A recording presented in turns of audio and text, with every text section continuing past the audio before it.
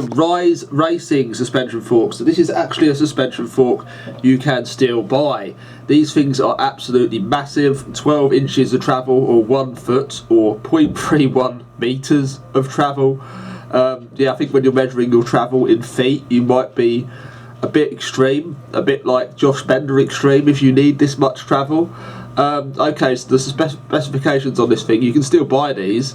Obviously it's an oil damped coil springs, external rebound and compression damping adjustment, 36mm lower stanchions, 50mm upper stanchions. Oh, did I mention this is an inverted fork? So yeah, this is an inverted fork, by the way, a 1 foot inverted fork. It uses its own special 120mm hub, hard anodised tubes, of course, adjustable spring preload, compatible with 3-inch tyres, integrated stem, low steering stop mounts, yeah, that's all normal, yeah, low friction seals, etc, etc, and it's made in the USA, so yeah, pretty good suspension fork if you're looking to, I don't know, jump off the Grand Canyon or something like that. Another crazy one from the mid-90s, Dr. Heybrick's inverted suspension fork. Ironically, this is not an open oil bar fork, so you don't really get a lot of the benefits of an inverted fork, really. It's grease lubricated as far as I'm aware, at least as, you know, like the YZX fork. This thing had 8 inches of travel, not much in the way of adjustments. I've never had one of these ones. I've had one of YZX forks. It had a fixed rebound damper, so you couldn't adjust it if it was fixed, but there was rebound damping. Allegedly that rebound damper is actually the cartridge that holds a coffin lid open.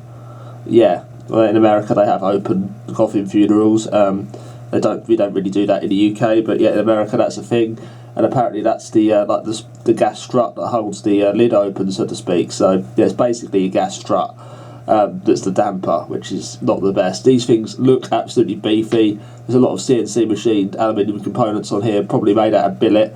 But they are quite thin. The YZX forks were pretty thin around, well, everywhere really, and the bushes were an absolute nightmare. They were made out of a very thin piece of Teflon, and yeah. So if it's anything like that, it's probably not that sturdy. I wouldn't recommend you buy one of these unless you just want to hang it on your wall. But yeah, let's move on to the next one. Basically a cheaper version of the Dr. Heybrick inverted fork, the Bullet Brothers YZX. Very similar in construction, very similar issues. Being mid-90s, suspension wasn't quite worked out yet, and when it rained, these things did have a habit of seizing solid on you. I don't mean through rust, I just mean the water itself actually caused them just to lock up and not work while it was wet. They did sound like either the engine when you was hammering downhill. By today's standards, these are pretty terrible, but back then they really did look the part, and they still do. You can pick them up pretty cheaply on eBay. They're not actually that mega rare, at least they don't seem to be. I've had a few sets myself. What set I had, unfortunately, one of the nylon bushes was completely destroyed, so I had to make another one up. Someone had put a piece of a Coke can down the side of it as a bushing, which worked about as well as you can imagine. But they are very, very flimsy. You want to take one of these apart, use extreme caution. You're talking really fine threads. Everything pretty much screws together in a way that you wouldn't really expect. There's like locking rings that hold the bushes in place. An interesting fork overall. Not to insult Dr. Heybrick, he was a great mountain bike pioneer. It's just this early technology was, it had its limitations. So that's just the way it is.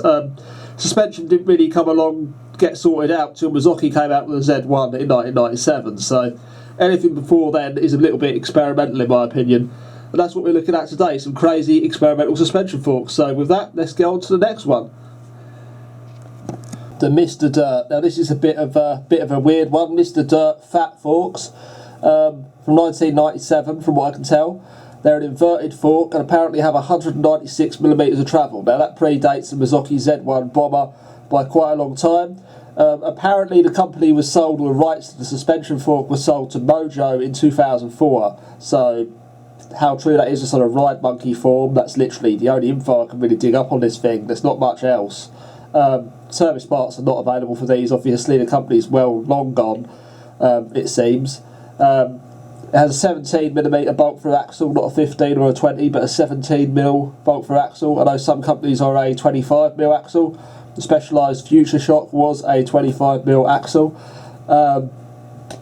And yeah, so that's a bit of a strange one. But yeah, Mr. Dirt Fat Forks, it sounds like it was massively ahead of its time. Like, you know, it was inverted, big beefy, a bit like a predecessor to the Mizuki Shiva, but made years before that. So yeah, pretty cool. Mr. Dirt Fat Fork, who said, you know, unknown brands are worse than branded. I mean, it certainly looks pretty cool. Whether it actually was or not, it might have had flaws, I don't know.